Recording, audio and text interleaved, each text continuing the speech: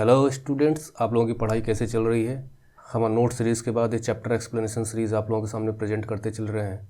The rise of nationalism in Europe की book में जो सेकंड टॉपिक दिया गया है, the making of nationalism in Europe, इसको हम पिकअप कर रहे हैं। और अभी तक जो हम स्टडी कर चुके हैं उसमें हमने फ्रेडरिक सोरेयो की पेंटिंग को स्टडी किया, सोशल एंड डेमोक्रेटिक रिपब्लिक्स और नेशन स्टेट्स के बारे में जाना।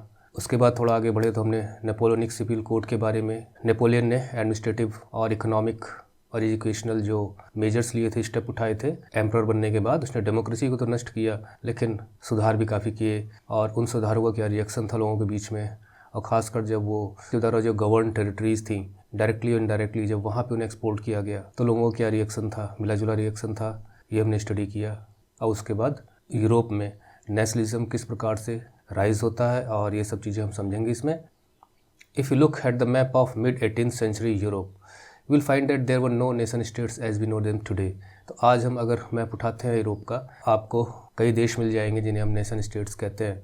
लेकिन एक समय यूरोप में बड़ी उथल-पुथल के बीच, और फिर फर्स्ट वर्ल्ड वॉर और सेकेंड वर्ल्ड वॉर, इन सब के रिजल्ट के स्वरूप वहाँ पे काफ़ी चेंजेस हुए। तो जब की बात हम कर रहे हैं मिड 18th सेंचुरी की, यानी कि 1750 के बाद की, तो उस समय कोई नेशन स्टेट्स वहाँ पे नहीं थे। नेशन स्टेट्स क्या होते हैं ये मैं ऑलरेडी आपको बता चुका हूँ पहले भी।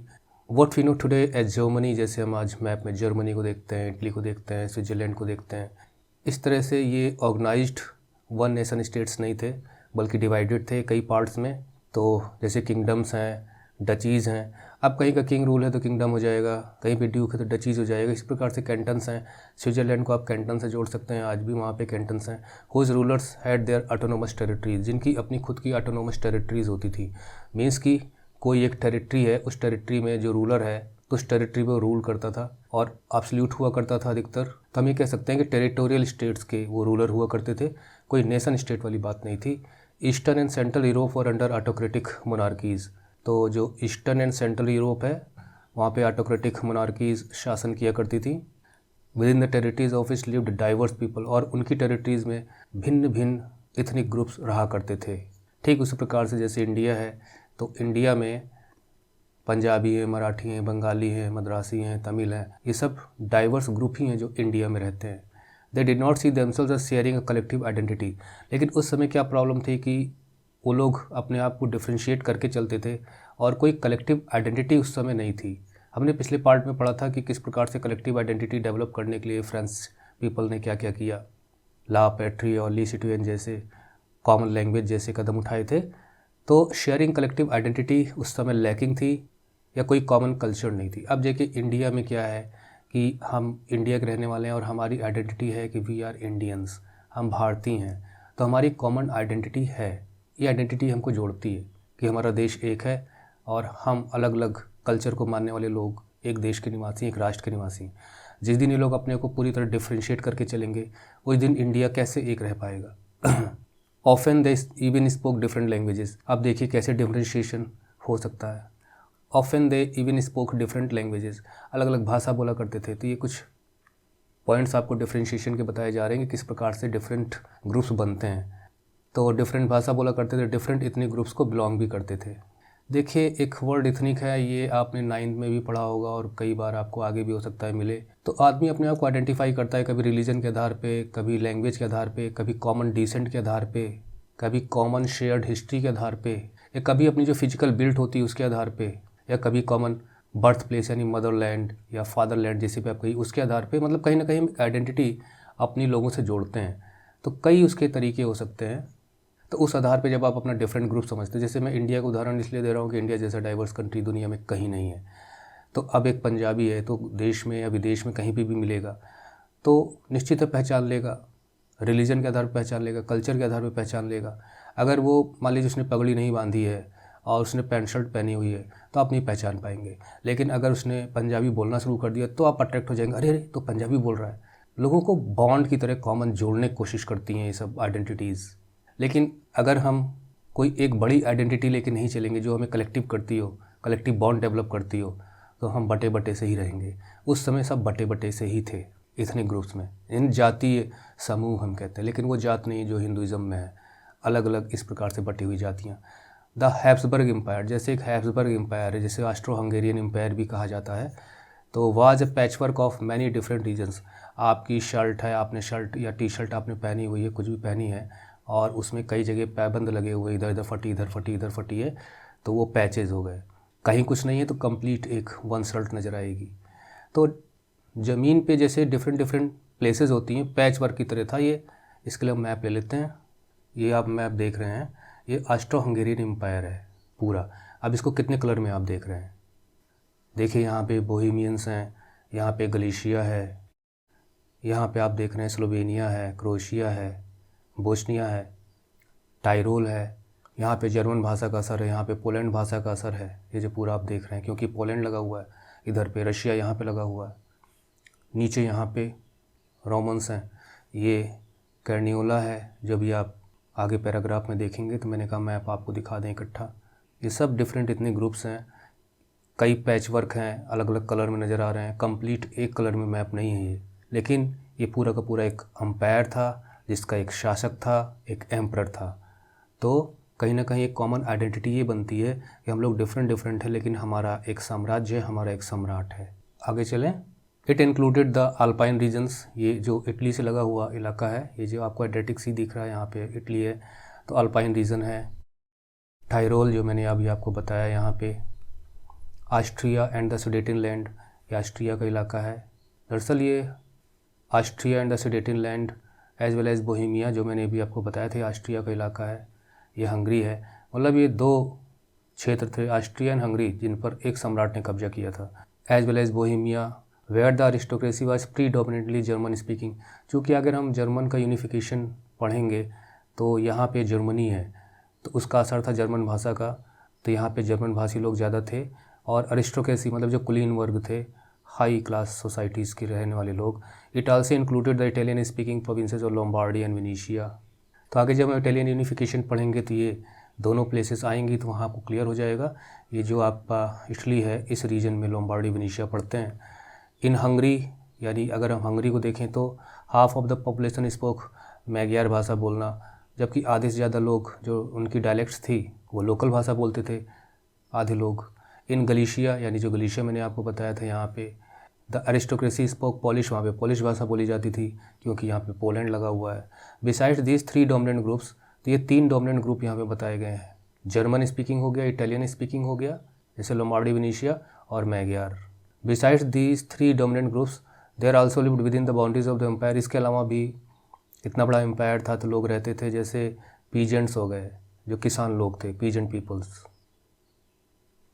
बोहेमियंस and Slovaks to the north, तो नॉर्थ में बोहेमियंस एंड स्लोवाक्स हो गए, जो मैंने आपको बताया था। और स्लोवेन्स इन कर्नियोला, तो ये देखिए ये है कर्नियोला, यहाँ पे स्लोवाक्स रहा करते थे। क्रोट्स टू द साउथ, जो मैंने आपको बताया था, क्रोएशिया। यहाँ पे आज आप मैप देखेंगे तो ये सब के सब अलग अलग देश बन चुके हैं। कभी यूगोस्लाविया बनाया गया था इन सबको मिला के, लेकिन सब टूट फूट गया। Romans to the east in Transylvania, तो मैंने आपको रोमन्स के बारे में बताया था। तो ये जो इलाका आपका है, ये आगे चल के आप बाल्कन रीजन्स पढ़ेंगे तो रोमानिया और जो उससे बाल्कन स्टेट्स, उनको हम बताएंगे। बहुत ज़्यादा कॉम्प्लिकेट कर देंगे तो परेशानी होगी, लेकिन ज़रूरी है कि इतने ग्रुप्स का डिवीज़न और एक एम्पायर के अंदर और किस प्रकार से लोग अलग अलग बटे हुए थे। तो ट्रांसिल्वेनिया हो गया यहाँ पे, और to the east in such differences did not easily promote a sense of political unity. तो ऐसी स्थिति में पॉलिटिकल यूनिटी तो हो ही नहीं सकती। The only tie binding this diverse groups, लेकिन फिर भी ये लोग एक साम्राज्य के अंतर्गत थे। कोई चीज़ इनको बांधती थी कॉमन, तो ये थी कि वो एक कॉमन एम्परर के शासनकाल में रहते हैं। तो कॉमन एम्परर यानी जो उनका सम्राट था, उसके प्रति जो लॉयल्टी थी लोगों की कि भाई हमारा सम्राट है, तो वो चीज़ उनको एक बांधती थी। इसके अलावा वो अपने आप को अलग अलग इतने ग्रुप्स का मानते थे। खासकर जो लैंग्वेज होती है ना, ये बहुत ही बड़ा बाइंडिंग फोर्स है, कल्चर का हिस्सा होती है लैंग्वेज। देखिए सब बहुत ही फिलोसफिकल और एब्स्ट्रैक्ट कंसेप्ट हैं, जिन्हें मैं कोशिश करता रहता हूँ आपको समय समय पर समझाने की। तो हर बार उनको रिपीट करना ठीक नहीं है, वीडियो लेंदी हो जाता है। तो how did nationalism in the idea of nation state emerge, तो ऐसी स्थिति में नेशनलिज्म जैसी बात और नेशन स्टेट का आइडिया किस प्रकार से इमर्ज हो सकता था। अब सब अलग अलग हैं। अब नेशनलिज्म तो ये कहता है कि भाई सब लोग एक हों, देश को लेके एक हों, एक स्वतंत्र राष्ट्र की डिमांड करें और एक कॉन्स्टिट्यूशनल मोनार्की रिपब्लिक की डिमांड करें। तो ये सब कैसे हो सकता था? उस समय तो राजा है भाई, और आपने देखा था कि डिवाइन राइट्स की बात चलती थी, डिवाइन राइट्स, जिसे लॉक ने कहा क्या होता है डिवाइन राइट्स, कुछ नहीं होता। क्लास 9 में हमने पढ़ा होगा कि राजा तो ईश्वर के द्वारा भेजा गया है शासन करने के लिए, तो राजा ईश्वर के प्रति ही रिस्पॉन्सिबल है और जनता को अपने राजा की बात को मानना चाहिए। और ऑटोक्रेटिक मोनार्कीज़ होती थी, एब्सोल्यूट मोनार्कीज़ होती थी, यानी जो राजा की जो विल होती थी उसकी इच्छा ही कानून होता था, वो कहे और जनता माने। अब राजा के खिलाफ उठ खड़े होना बहुत बड़ी बात थी। तो नेशनलिज्म, नेशन स्टेट, आगे हम पढ़ते हैं। तो सबसे पहले जो अगला टॉपिक है इसके बाद वो है the aristocracy and the middle class. Aristocracy हो गए कुलीन वर्ग के लोग, संभ्रांत परिवार के लोग, जो सोसाइटी में हाई क्लास सोसाइटी होती है उस समय अरिस्टोक्रेसी हुआ करती थी। आप इसे नोबिलिटी से जोड़ सकते हैं। न्यू मिडिल क्लास हम ऑलरेडी पढ़ चुके हैं, 9 में भी हमने पढ़ा था कि जो बहुत गरीब नहीं, बहुत अमीर नहीं, बीच का तबका जो एजुकेटेड होता है, प्रॉस्परस होता है, वो मिडिल क्लास में आता है। आगे हम पढ़ेंगे socially and politically landed aristocracy, ऐसी अरिस्टोक्रेसी जिसके पास जागीरें हों, यानी जो फ्यूडलिज्म आप समझ लीजिए, lords. Were the dominant class on the continent, पूरे महाद्वीप में यानी यूरोप महाद्वीप में सबसे ज़्यादा जो डोमिनेंट क्लास थी वो थी लैंडेड अरिस्टोक्रेसी, यानी जागीरों के मालिक बहुत बड़े बड़े हुआ करते थे। इनकी खुद की छोटी सी सेना भी होती थी, मैनर होता था, मतलब they were the landed aristocracy. The members of this class were united by a common way of life. तो अरिस्टोक्रेसी चाहे जहाँ पे भी हो, किसी भी क्षेत्र में हो यूरोप के, एक कॉमन लाइफ देखने को मिलती थी, common way of life that cut across regional divisions, जो रीजनल डिवीजन्स से बंधी हुई नहीं थी। मतलब कट अक्रॉस का मतलब ये होता है कि उसके आर पार चले जाना और एक जैसा दिखना। They owned estates in the countryside, तो देहात में उनके बड़ी बड़ी रियासतें हुआ करती थीं। आल्सो टाउन हाउसेस, और कस्बों में टाउन हाउस हुआ करते थे, हवेलियाँ हुआ करती थी। दे स्पोक फ्रेंच, फ्रेंच भाषा वो बोलते थे। तो ये जो मैं बता रहा हूँ आपको कि देहात में स्टेट्स हुआ करते थे, कंट्री साइड में, और टाउन हाउस हुआ करते थे टाउन्स में, ये अरिस्टोक्रेसी की पहचान थी, लैंडेड अरिस्टोक्रेसी की, चाहे वो जहाँ भी रहें, मतलब cut across regional divisions. They spoke French, French भाषा वो बोलते थे। फ्रेंच का बहुत बड़ा प्रभाव था उस वक्त for purpose of diplomacy in high society. तो फ्रेंच भाषा डिप्लोमेटिक भाषा मानी जाती थी, हाई सोसाइटी की भाषा मानी जाती थी। आज हमारे यहाँ वही चीज़ इंग्लिश को हमने दे रखा है, जो कि फॉरेनर लैंग्वेज है। There families were often connected by ties of marriage, और अरिस्टोक्रेटिक फैमिलीज़ आपस में शादी विवाह करके रिश्ते स्थापित किया करते थे। This powerful aristocracy was however numerically A small group, लेकिन अरिस्टोक्रेसी अगर देखा जाए तो पूरी जनसंख्या का बहुत ही छोटा सा ग्रुप था। The majority of the population was made up of the peasantry, और जो लैंडेड अरिस्टोक्रेसी थी तो उनके इलाके में जो पॉपुलेशन थी, या हमें कह सकते हैं कि पूरे यूरोप की जो पॉपुलेशन थी वो पिजेंट्री थी, यानी कृषक वर्ग था।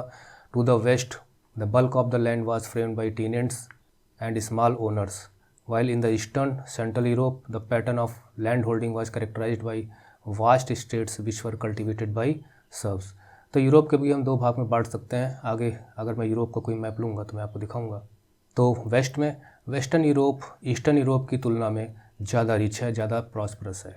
तो वेस्टर्न यूरोप में जो ज़्यादातर भूमि के जो किसान थे वो टेनेंट्स के द्वारा फार्मिंग होती थी, और स्मॉल ओनर्स, टेनेंट्स उन्हें कहते हैं जो ज़मीन ले लेते हैं किराए पे और उस पर खेती करते हैं। While in eastern and central Europe, अगर हम ईस्टर्न सेंट्रल यूरोप की बात करें तो वहाँ अरिस्टोक्रेसी ज़्यादा मजबूत थी। तो वहाँ पे जो लैंड होल्डिंग यानी ज़मीन किस प्रकार से एक व्यक्ति होल्ड करता था कि बहुत बड़ी बड़ी रियासतें होती थी और उसमें सर्फ काम करते थे। तो देखिए टेनेंट जो होता है वो ज़मीन उसने किराए पे ली और वो खेती कर रहा है। कल को टेनेंसी हटाई भी जा सकती है कि भाई अब हम अपनी ज़मीन वापस लेते हैं, आप किसी और दूसरी ज़मीन जाकर किराए पे लो। लेकिन जो सर्फ्स होते थे वो कृषकदास होते थे, जिसे नेपोलियनिक कोड के जरिए मैंने पढ़ाया था आपको, पिछले पार्ट में ख़त्म किया था नेपोलियन ने। तो सर्फ क्या होते हैं, एक प्रकार से बॉन्डेड लेबर की तरह इनकी स्थिति होती है। पिछले पार्ट मैंने बताया था, प्लीज़ वहाँ जाइए उसे देखिए। We can not repeat the definition of each and every term again and again. In western parts of central Europe the growth of industrial production, इसके अलावा जो वेस्टर्न पार्ट था यूरोप का और जो सेंट्रल यूरोप था वहाँ पे जो इंडस्ट्रियल प्रोडक्शन था, देखिए अब जो कि इंडस्ट्रियल रिवोल्यूशन आपने पढ़ा था कि इसकी शुरुआत हुई थी इंग्लैंड से और मशीनों के द्वारा प्रोडक्शन शुरू होने लगा था, तो मार्केट का कंसेप्ट भी पूरा बदल गया था। मशीन मेड गुड्स आने लगे थे और पहले आर्टिजन्स बनाया करते थे। जैसे उदाहरण के लिए कपड़ा जो है यानी क्लोथ, ये बुना जाता था हाथ से, तो वो वीवर्स कहलाते थे। लेकिन अब इन्हीं का जो उत्पादन था वो मशीनों के द्वारा होने लगा, टेक्सटाइल मिल्स में होने लगा। तो इससे काफ़ी ज़्यादा पूरा कंसेप्ट ही बदल गया उत्पादन का। और पहले जिस प्रकार से टेनेंट हुआ करते थे किसान, उसी प्रकार से अब लेबर फोर्स तैयार होने लगी, मजदूर वर्ग तैयार होने लगा जो फैक्ट्रीज़ में काम करता था, वर्कशॉप्स में काम करता था। और मार्केट में फिर नए नए और वर्ग उदय होने लग गए, भाई मार्केटिंग चाहिए। आज देखिए हम लोग एडवर्टीजमेंट के युग में रहते हैं, तो एडवर्टीजमेंट करना पड़ता है, तो एडवर्टाइजिंग इंडस्ट्री है। इस प्रकार से समय समय पे डिफरेंट सेक्शंस वर्ग का उदय होता रहता है। तो ग्रोथ ऑफ इंडस्ट्रियल प्रोडक्शन से क्या हो गया कि जो व्यापार में चेंजेस आए, तो टाउन्स यानी कस्बे काफ़ी ज़्यादा निर्मित होने लगे। कहीं पे भी कोई इंडस्ट्री लगती है तो आसपास कस्बा टाइप का डेवलप होना शुरू हो जाता है। इमर्जेंस ऑफ कॉमर्शियल क्लासेस, तो जो लोग भी मार्केट से रिलेटेड एक्टिविटीज़ में थे, ट्रेड से, जो मर्चेंट्स थे, मतलब ये समझ लीजिए कि ट्रेडिंग रिलेटेड जो भी market related activities, commercial activities हो जाएंगी, whose existence was based on the production in the market. तो प्रोडक्शन और मार्केट यानी P for production, M for market, तो जो लोग इन दो चीज़ों से जुड़े हुए थे तो वो कॉमर्शियल क्लास कहलाई जाने लगी। अब जैसे एक शॉप ओनर है वो कॉमर्शियल क्लास में ही गिना जाएगा, एक ट्रेडर है वो कॉमर्शियल क्लास में ही गिना जाएगा, एक मर्चेंट कॉमर्शियल क्लास में ही गिना जाएगा। Industrialization began in England in the second half of the 18th century. तो इंग्लैंड में तो ये second half of the 18th century में शुरू हुआ, यानी आप ये मान सकते हैं कि 1760s और 70s के आसपास शुरू हुआ था। But in France and parts of the German states it occurred only during the 19th century. In France में, जर्मनी में ये लगभग 19th सेंचुरी में जाकर शुरू हुआ, यानी 18th सेंचुरी के बाद, 18th सेंचुरी से जो भी डेट आप डालेंगे।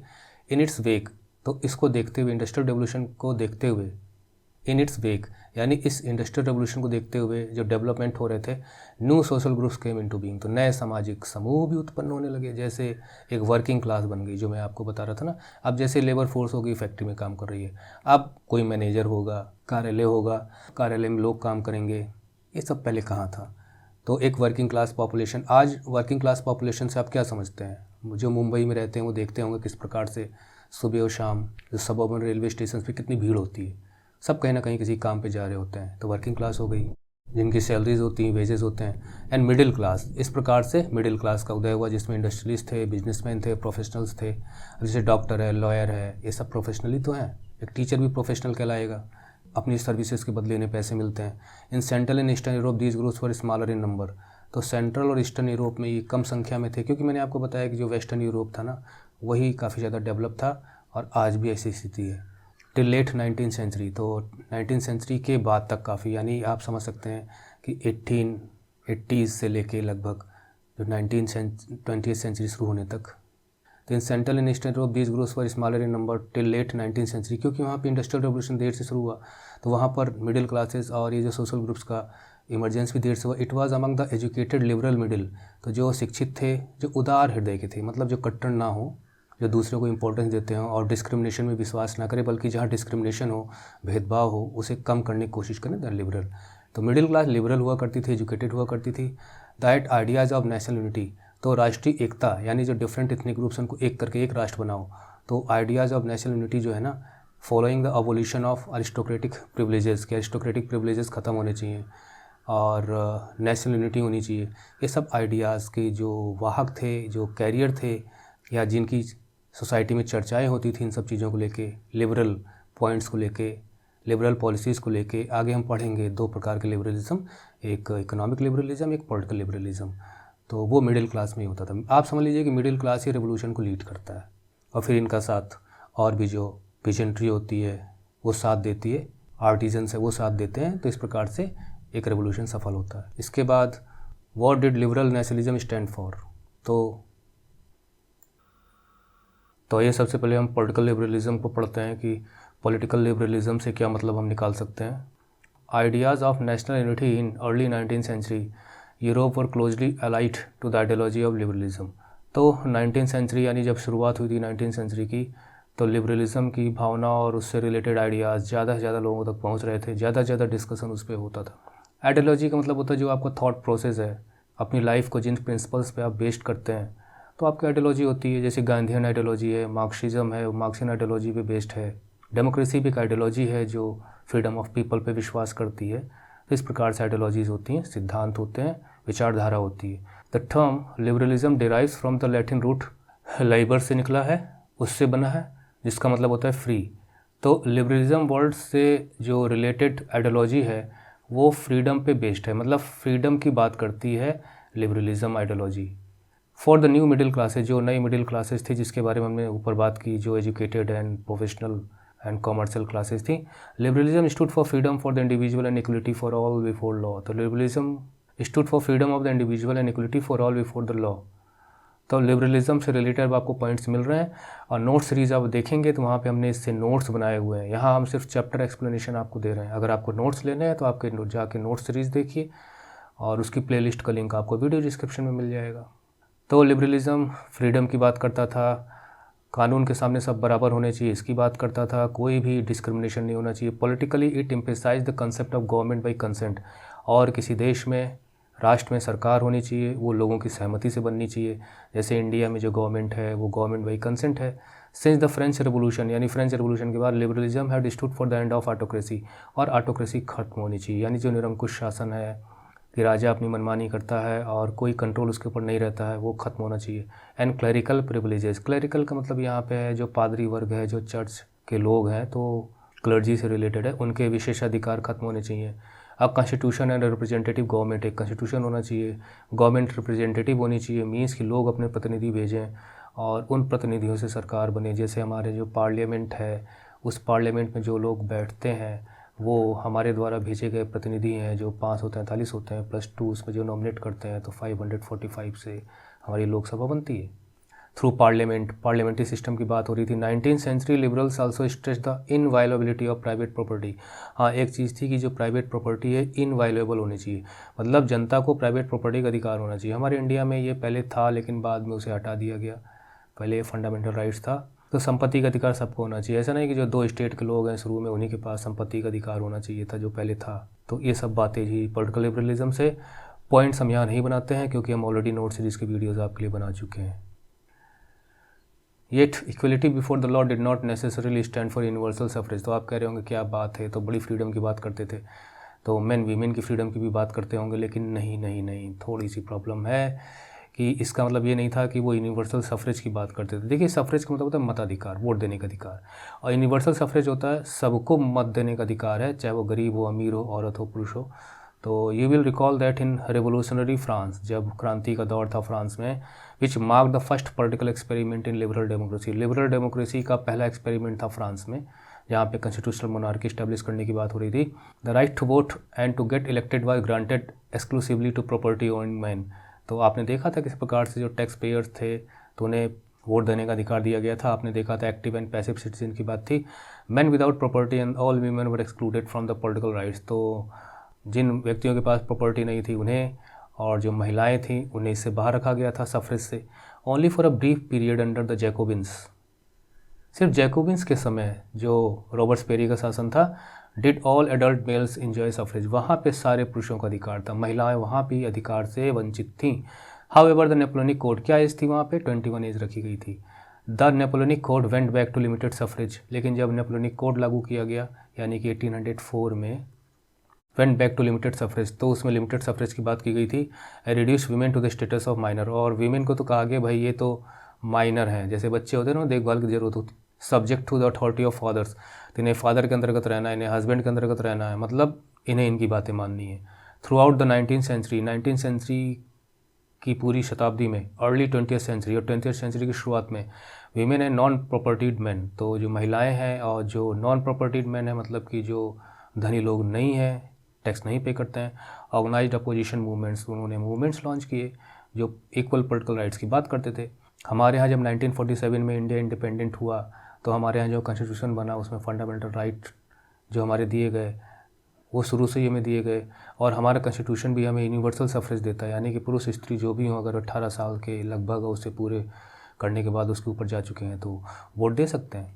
इन द इकोनॉमिक स्फीयर, अगर हम आर्थिक क्षेत्र की बात करें तो होगा political liberalism, means government by consent, freedom of people, unlimited suffrage, end of privileges, ये सब पॉइंट्स बनते हैं। Liberalism stood for the freedom of markets, economic क्षेत्र में, यानी कि जहाँ पर मार्केट रिलेटेड एक्टिविटीज़ हैं, ट्रेड रिलेटेड एक्टिविटीज़ हैं, मर्चेंट रिलेटेड एक्टिविटीज़ हैं, पैसे के लेन देन से मतलब है, खरीद फरोख्त से मतलब है, तो सब इकोनॉमिक स्फीयर में आता है। तो यहाँ पे मार्केट्स की फ्रीडम की बात की जाती थी। Abolition of state imposed restrictions, जो राज्य, अबोलिशन मतलब ख़त्म कर देना, जो रोक टोक लगाते थे जो राज्य, वो ख़त्म होने चाहिए। Movement of goods and capital, और जो सामान और जो पूंजी यानी पैसा, तो उसके जो मूवमेंट पे रोक हटाई जानी चाहिए। During the 19th century this was a strong demand of the emerging middle class, emerging middle class की बहुत बड़ी डिमांड थी ये। Let us take the example of the German speaking regions in the first half of the 19th century. तो यहाँ पे example लिया गया जर्मन स्पीकिंग रीजन का, और ये first half of 19th century है। तो इसके पहले तो हम ये समझ लें कि जैसे हमारे इंडिया में जो है अभी जम्मू कश्मीर को हटा दिया जाए तो 28 राज्य हैं, अब जब वो जम्मू कश्मीर राज्य बन जाएगा तो 29 होंगे। तो पहले क्या था कि हर राज्य में टैक्स लगता था जीएसटी लागू होने से पहले, नहीं, गुड्स एंड सर्विसेज टैक्स। लेकिन जब अब हमारे यहाँ एकीकृत टैक्स व्यवस्था है, इंटीग्रेटेड, तो मूवमेंट ऑफ गुड्स एक स्टेट से दूसरे स्टेट में फ्रीडम मिल गई अब इसकी। तो उसी प्रकार से मान लीजिए कि किसी राज्य में 3, 4 या 4 जगह कस्टम बैरियर्स हैं, तो अगर कोई मूवमेंट होगा गुड्स का तो वो यहाँ पे जाएगा, यहाँ उसे कुछ टैक्स पे करना पड़ेगा, फिर यहाँ पे करना पड़ेगा, फिर यहाँ पे करना पड़ेगा, फिर यहाँ पे करना पड़ेगा। तो कितनी रुकावटें हैं, टाइम टेकिंग है, कॉम्प्लिकेशंस हैं। अगर ये कस्टम बैरियर्स ख़त्म कर दिए जाएँ, जो रोक है वो अलग अलग राज्यों में हटा ली जाए कि भाई एक राज्य से अगर सामान चलेगा तो इस राज्य तक फ्रीली ऐसे पहुँचेगा और ऐसे आएगा जाएगा, तो एक प्रकार से इकोनॉमिक फ्रीडम की बात हो रही थी। यहाँ पर एग्जांपल लेते हैं जो दिया जा रहा है, नेपोलियंस एडमिनिस्ट्रेटिव मेजर्स। तो नेपोलियन ने अपने समय में क्या किया था, प्रशासनिक सुधार, यानी कि एडमिनिस्ट्रेशन कितना एफिशिएंट चला सकते हैं, तो उसके लिए उन्होंने कोशिश की थी कि countless small principalities a confederation of 39 states. तो लगभग 300 से भी ज़्यादा छोटे छोटे प्रिंसिपलिटीज़, छोटे छोटे क्षेत्र जहाँ पर ऑटोनोमस रूलर्स रूल किया करते थे, उन सबको इकट्ठा करके उसे 300 को 39 में कन्वर्ट किया और एक क्षेत्र बनाया जिसमें 39 स्टेट्स अब रह गए थे। तो नेपोलियन ने एक अच्छा काम अपने समय में किया था। एक प्रकार से जर्मन यूनिफिकेशन की शुरुआत तो नेपोलियन ने कर ही दी थी। तो जर्मन स्पीकिंग यानी जर्मन भाषा बोलने वाले जो डिफरेंट टेरिटरीज़ थी, उन सबको एक करके जर्मन भाषी 39 राज्यों को गठन किया। Each of this पजेस्ट its own currency. अब ये जो कि स्टेट्स हैं सबकी अपनी करेंसी है, क्योंकि डिफरेंट स्टेट्स थे ना, टेरिटोरियल स्टेट्स, सबके वेट्स एंड मेजर सिस्टम है, नापतोल की व्यवस्था अलग अलग थी। अब मर्चेंट ट्रैवलिंग इन 1833, मान लीजिए 1833 यानी कि 19वीं सेंचुरी की शुरुआत हम कह सकते हैं। अगर उसे हैम्बर्ग से न्यूरेमबर्ग जाना हो, ये जर्मनी में है दोनों place, to sell his goods would have had to pass through 11 custom barriers. तो हैम्बर्ग से न्यूरेमबर्ग तक वो सीधा नहीं जा सकता, उसे 11 कस्टम बैरियर्स पार करने होंगे एंड पे a custom duty of about 5% at each one of them, और हर जगह उसे 5% कस्टम ड्यूटी देनी है। इसको हम इस प्रकार समझ सकते हैं कि मान लीजिए कि ये हैम्बर्ग है और ये न्यूरेमबर्ग है, तो अगर कोई व्यापारी ए यहाँ से चलेगा यहाँ तक पहुँचने में उसे कम से कम 11 जगह ऐसे करके अपने सामान की चुंगी देनी पड़ेगी। यानी कस्टम बैरियर का मतलब होता है कि जिस प्रकार से आप गाड़ी लेके जाते हैं और आगे ऐसे बैरियर लगा दिया जाता है, पार करना है तो कुछ पैसा दो यहाँ पे। अब मान लीजिए अगर आपको थोड़ी थोड़ी दूरी पर इसी प्रकार से बैरियर मिलते रहेंगे तो टाइम टेकिंग भी होगा, आपको पैसा भी ज़्यादा खर्च होगा और फ्रीडम कहाँ है मूवमेंट की। तो जैसे हाईवेज़ पे गाड़ियाँ शुरू हो जाती हैं तो वो दौड़ती रहती है, ना कोई स्पीड ब्रेकर है, कुछ नहीं। तो उसी प्रकार से इधर पे वो 5% टैक्स देगा, फिर इधर देगा 5%, ऐसे ऐसे करके सोचिए उसका पैसा भी, यानी कि मूवमेंट ऑफ गुड्स भी कॉस्टली हो जाता था, महंगा हो जाता था। अगर इन सब को हटा दिया जाए तो सीधा ए से यानी कि हैम्बर्ग से न्यूरेमबर्ग कम समय में और सस्ते दाम पर चीज़ों को ले जाकर बेचा जा सकता है। अच्छा, इसके अलावा वेट्स एंड मेजर भी डिफरेंट थे। जैसे duties were often levied according to the weights and measures of the goods. तो नापतोल की व्यवस्था अलग है। As each region had its own system of weights and measure. जैसे उदाहरण के लिए इसमें दिया गया है कि अगर कपड़े का उदाहरण लें तो यहाँ पर एक नाप थी LA, तो which is in region good for a different length. तो हर राज्य में कपड़े की लेंथ की जो मेजरमेंट थी वो डिफरेंट थी। तो जैसे उदाहरण के लिए फ्रैंकफर्ट, आगे जब हम जर्मन यूनिफिकेशन पढ़ेंगे तो फ्रैंकफर्ट पार्लियामेंट के बारे में पढ़ेंगे, would get you 54.7 centimetre of cloth. तो अगर एक एली में, मतलब एली के एक नाप में अगर आप फ्रैंकफर्ट में कपड़ा खरीदते हैं तो आपको इतने सेंटीमीटर मिलेगा, और अगर आप मेंज में ख़रीदते हैं तो इतना मिलेगा, न्यूरेमबर्ग में इतना मिलेगा, और फ्रीबर्ग में आप खरीदेंगे तो इतना मिलेगा। तो बताइए कि एक ही नाप में डिफरेंट लेंथ कैसे हो सकती है। आज इंडिया में आप कोई चीज़ तौलाते हैं 1 kg में, तो 1 kg में आप इंडिया में चाहे जहाँ भी जाएंगे सेम आपको नाप तौल मिलेगी। 1 मीटर कपड़ा है तो 1 मीटर की नाप तय है कि हाँ कितना कपड़ा आपको मिलेगा।